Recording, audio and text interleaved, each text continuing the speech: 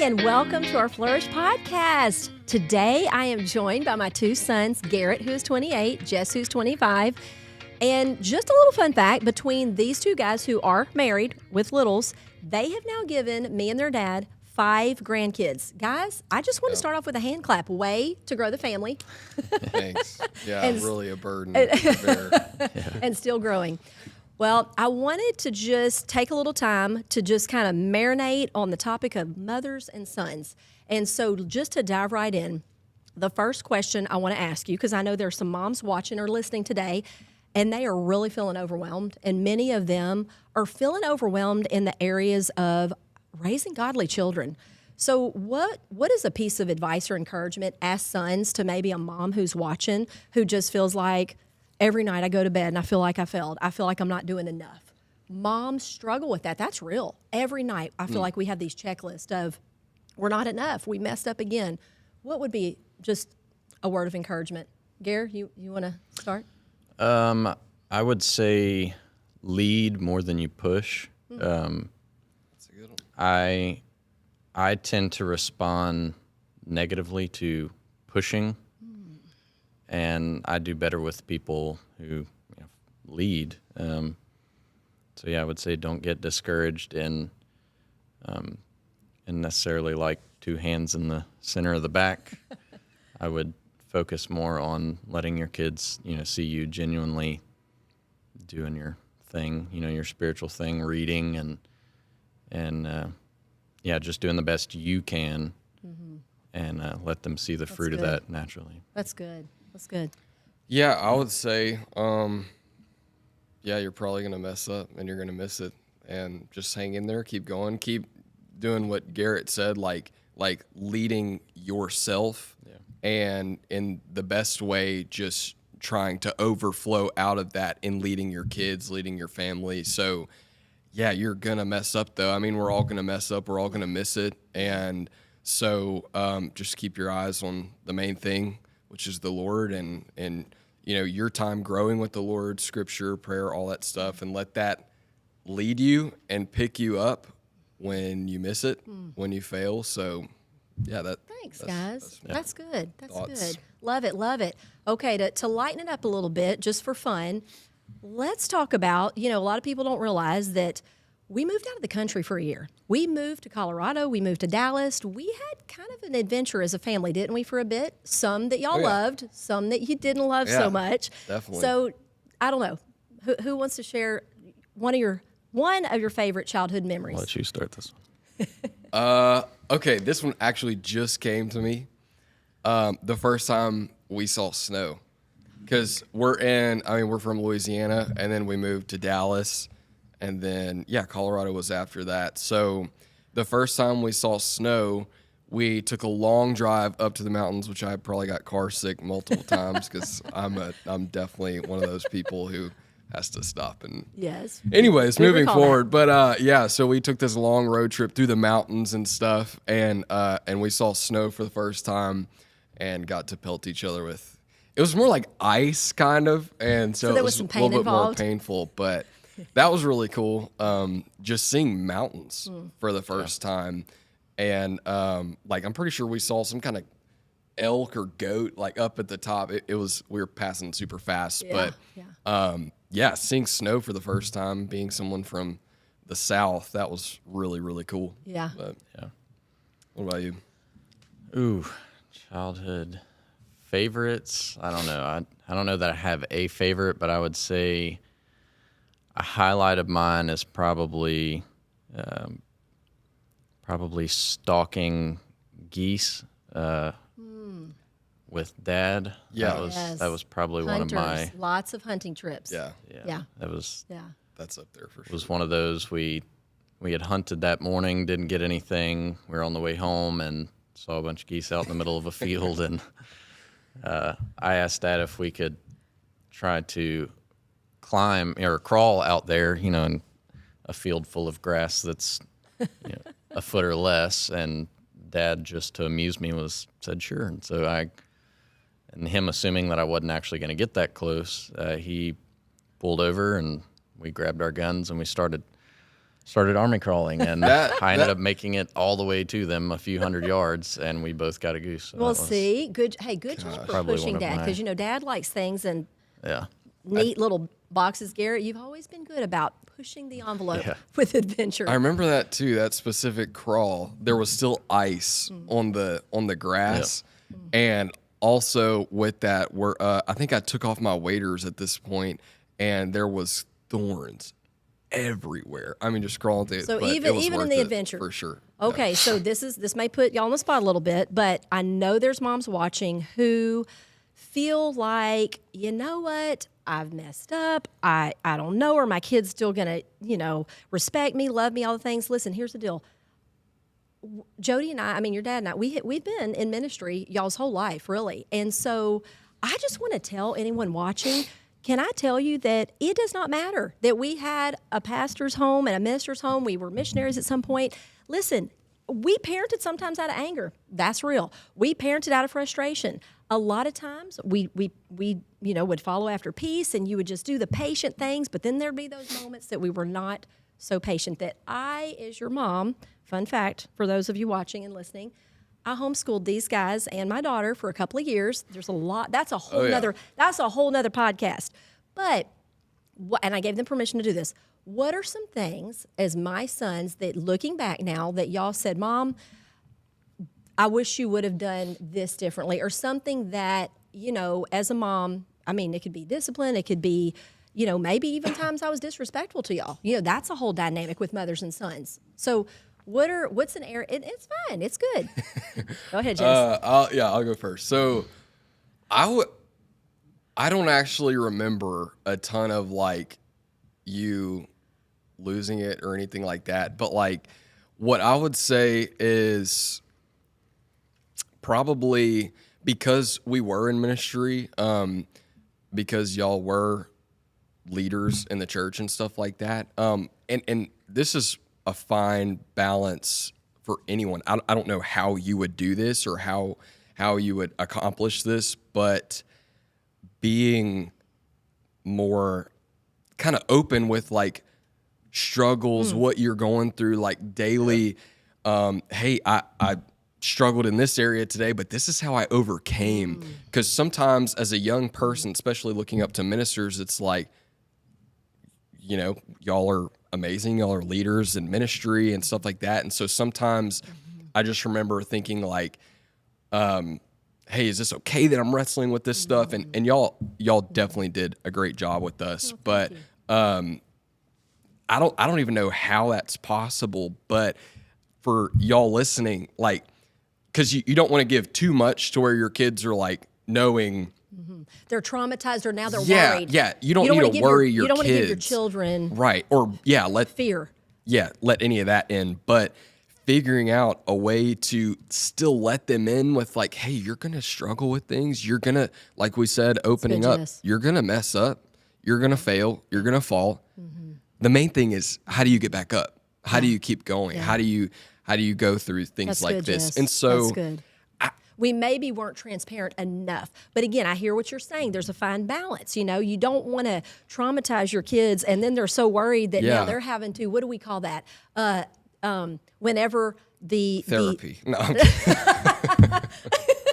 but whenever the parent starts going, even in leadership, there's a name for it. You're going to think of it in a second. But whenever that leader, that parent, they start putting too much weight, care, and concern on the lower level. there should be a firewall between the parent and the Good. kids. Good. Like, you don't want to share like, hey guys, we're really struggling with money today. Like, we're not going to buy food today. No, that's when you, as a parent, love take that. ownership and figure out how to feed your Good. kids and stuff Good. like that. But I don't know how I would do this, but as you listening and just for future reference, like, figure out how to equip your kids out of Using your what personal you journeys. deal with, what you have victory in, share your wins, your losses with your kids, so they are equipped to deal with certain things. And Bring them along. Bring them along. I on the don't journey. have like concrete moments or times where I wish you would have been more transparent with this. It's not that. It's more like,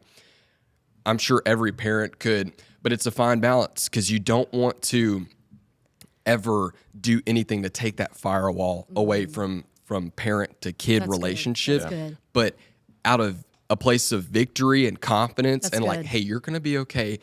We're going to be okay. But let me tell you some victories, some losses that I've recently dealt with. And this is how I'm moving And forward as a with it family, out of hey, an let's equipping pray way. about this. You know, we're Sure, yeah. believing for this, or we're walk the kids through it. That's good, Jess. That's good. Garret, what about you? Yeah, I guess I would kind of piggyback off that, just being vulnerable, and I also don't have like a specific instance where it was, hey, I wish you would have done, XYZ better in this situation. It's more of a, you guys' career or occupation has always been people. Simplified, it's ministry, but has always been people. So a lot of times, when your job is people, it can be hard to come home and do more people, even though is your kids and you love your kids. But That's a good point. but there can almost be feelings of feeling second to the occupation, and That's that good, Garret. applies to more than just ministry. But Right. Yeah. That's good. but yeah, just being transparent, being open that, hey, I'm tired. I'm tired of carrying other people's stresses and weights and that kind of stuff. And because I struggled with that, feeling, trying not to be a burden to your parents, because you feel like they already have so much to carry, and just being transparent, but also, making sure that firewall is in place to where you're Thanks not for sharing that. you're not oversharing, and that your kids almost feel like, well, if you screwed up that bad and still are fine, I can go a little further. Exactly. Yeah. Well, I appreciate you for sharing that. Thank you. I know that's real. And those are some discussions we have had as a family is, hey, making sure that we're not giving our best away. And I'm going to say this to any parent listening right now. Often, whether it's ministry, careers, or whatever, we do tend to just run in that lane so hard that sometimes at the end of the day, we get home and there's very little to give, Right. to our children and often even to our spouses. Because that could be for a business owner It could. or anyone who has a very consuming Good. occupation, That's good. job. That's good. Calling. I love that. Okay. So what were some things as a mom that I know I can be quirky and there were times like, Mom, stop. But what were some things, though, that you remembered me doing as your mom that you're like, I really appreciated that? Don't fight over who's going to go I'll first. let you go first. No, there's good things for sure.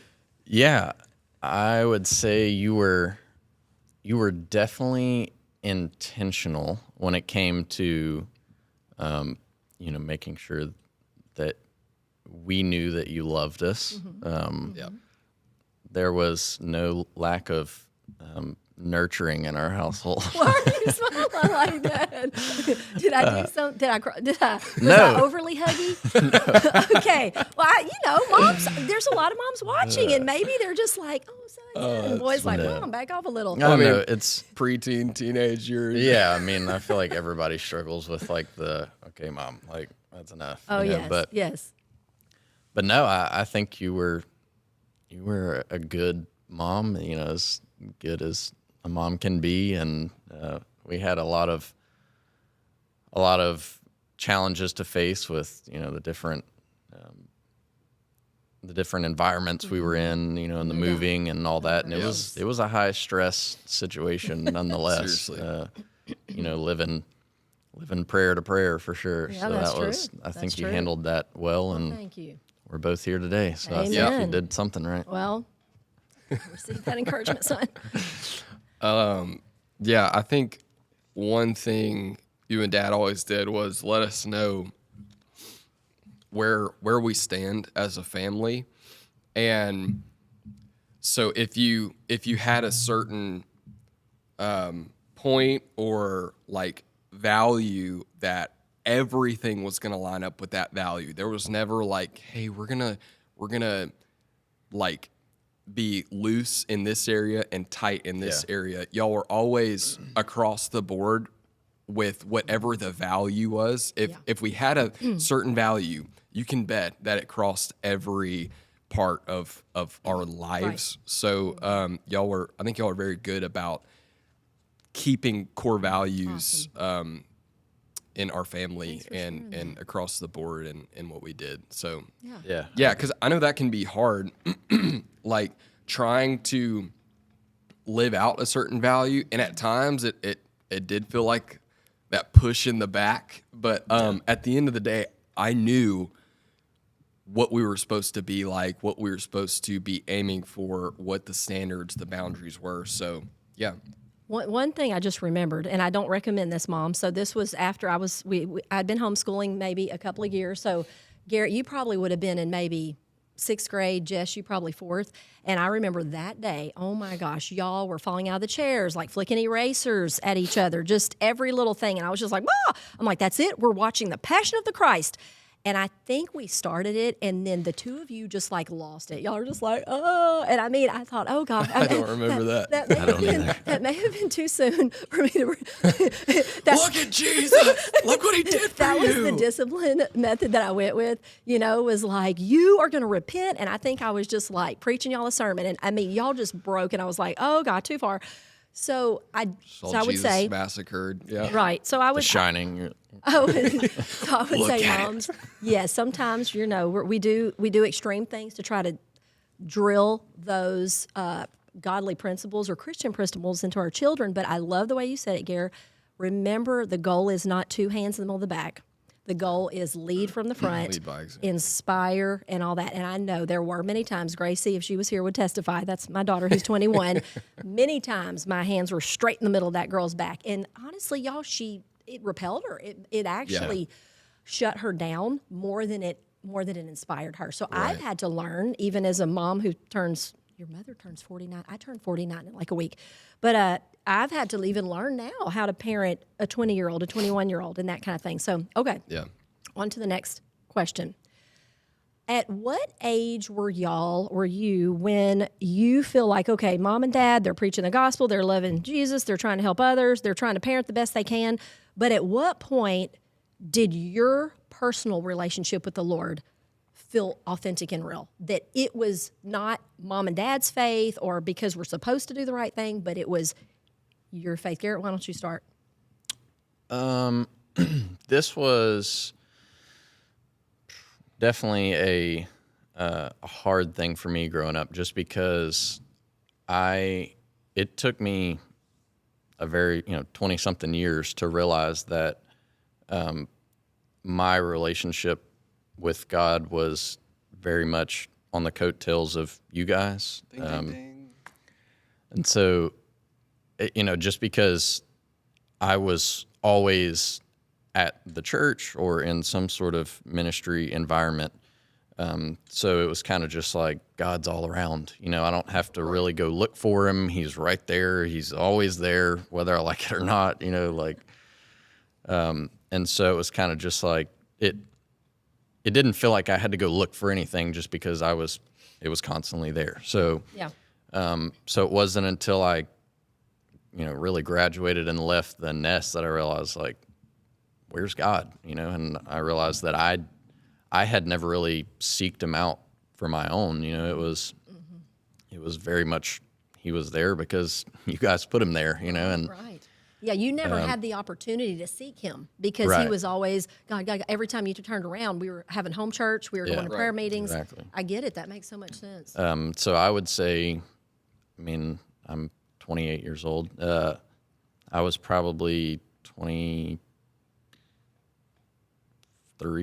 22 or 23 before, like, I really reached a point where I was like, okay, I actually, this feels genuine. It feels like something that I went and got, not It was something your that I own faith. inherited. Right. Yeah. It was your own faith, and you had to make the choice that I will serve the Lord. And I had seen, growing up, I saw multiple supernatural things. Like, I never doubted that there was a God, but it was, all things that I was just witness to and not necessarily Right. a part of, I guess you would say, or anything that I created or not not that you create supernatural things, but anything that, I kind of pulled down from heaven, I guess. Hey, can we go here with this real quick? Because when you were saying that, Garrett, I immediately went back to Austin, Texas. Caleb Hart, one of y'all's buddies, was longboarding on one of the great rolling hills of Austin, Texas. ATX. And he had a terrible, terrible accident that just about took him out. Was in a coma. I mean, they were basically giving him days to live. And how old? Do you remember how old you were at that time, roughly? Would you say 10th, 11th grade? I would say I was a junior. Okay. Junior or senior. So. I remember sharing that with y'all. And Garrett, I don't want to speak on your behalf, but what did that moment do for you? Here's one of your buddies that was on the brink of death, really. Yeah. And we said, y'all, we got to pray. Like, he needs a miracle. He's not going to make it. What did that do for you? I feel like I've always been, this is kind of going further than that, but I feel like I'm better at doing supernatural things for other people than I am for myself. Like, I don't know if I don't feel worthy, I guess, or something. I mean, I don't know. I've never said that, so apparently I don't, or didn't. But it was like when it came to other people, I was able to just like really dig in, and kind of catch a whole new supernatural gear. And so after visiting him in the hospital, and we got home that night, and I just couldn't sleep, and I ended up just opening my word after not reading for a long time. And I was just literally holding my Bible saying, like, God, give me a scripture, give me something. I want to help, And I opened my Bible to 4 or 5 different places, and each of them were scriptures about healing. And so I ended up calling his parents who were in the room, and they all laid hands on him and anointed him, and we prayed, and he ended up pulling through. I'm not going to say that it was like all because of me, but I definitely saw that miracle before but your eyes. It was without a doubt a miracle, and so I definitely give God the glory for that one. But that was definitely So when you said I saw God work in my life, it was like that was almost like those memorial stones, if you will. Like, Lord, I know we're not here yet, but I see you. You know what I mean? Like, I saw you do that for my buddy who, when he literally, they said he's got days to live, he's not going to make it, and wow.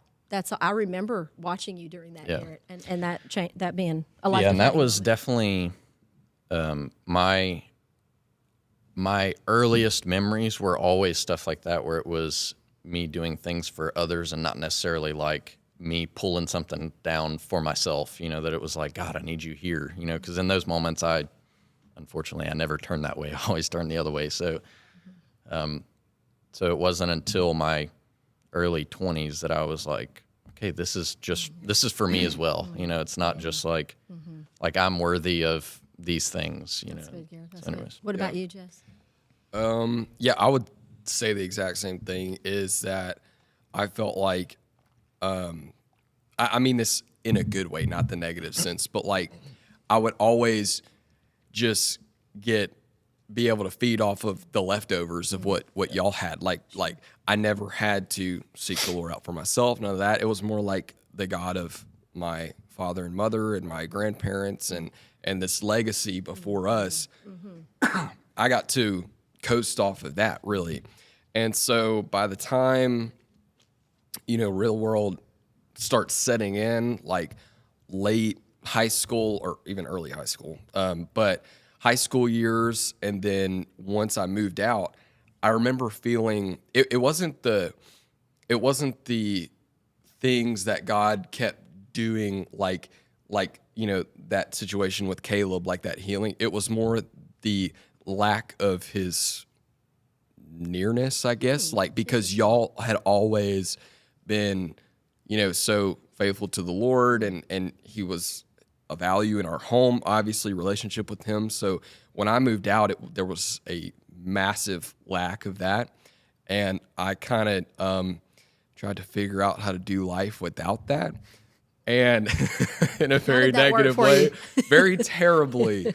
And so there was a while where I was just like, hey, let me try to see what this is like. And I remember feeling at the end of my rope being like, okay, I understand. Like, the Bible isn't just a list of rules because God says so. Actually, God has a plan for us and a purpose for our life.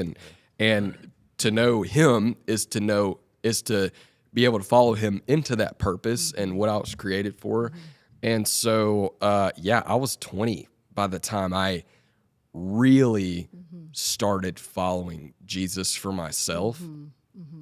And so I always knew God was real because we did see a lot of supernatural things happen in Belize and all kinds of, just seeing the Lord provide in so many different ways. But seeing it versus that intimate walk with Him, two different things, Right, right? yeah. Because when you became to know Him at your, I knew about Him. I didn't know Him for myself, That's and good. therefore he wasn't. good. There was no relationship between He and I. So I remember feeling deprived of that, trying to do it on my own. Like, oh, I've got God. I'm a Christian. Whatever. Like, It was very Ark of the Covenant. Okay, you're gonna have to explain what that means because I've never heard you say that. So what do you mean by that? Just how it's there. It's in your living room, and you get and then you get leave. complacent. Yeah, and it's just like, there it is. It's So in other always words, there. So when like- you leave, what did you just real quick? What did you experience once you left? Did you experience lack of Death. peace, death? Okay, hey, Experienced horrible Lord, you things. answered my prayer. I said no. Yeah, seriously. No, but okay. So you experienced though lack of what when you came out from underneath maybe parents who were doing their best. To model it. simplified at its most, we were always in a bright environment, and when we left that, we were very much in darkness. Yeah, we and- really figured out that That's a good way to put it. like the light's not here just because the light's always on. The light's here because my parents keep it on. Right. Like that's. And I think like now we're going into being pastors' kids, but like, Yeah, like it's true. always seeing what everybody else is doing. They look like they're having so much fun over there, and here we are holding to our family's values, and it doesn't feel Sacrificing everything. fun at the moment. It doesn't feel fun at all, even though we didn't know the light was on, like how much we had, and watching other people like get to do stuff Right, that y'all were right. like, no, that's not a part of our values. That's not who we are. Yeah. And so leaving, being like, well, let me just see what this is all about. And like the pleasures of sin are fleeting. And so having like a flash of like, well, this is cool. And then like, oh gosh, that sin is actually like taking death among you. And so feeling that like the repercussions of really trying to live life on your own and missing the mark because you don't have the Lord leading you is what led me. I know His kindness leads us to repentance, and it's because I had saw so much of His kindness growing up and Him working in y'all's life, and then I try to do it on my own without Him, and I'm like, yeah, I want that. Like I'd rather be Yeah.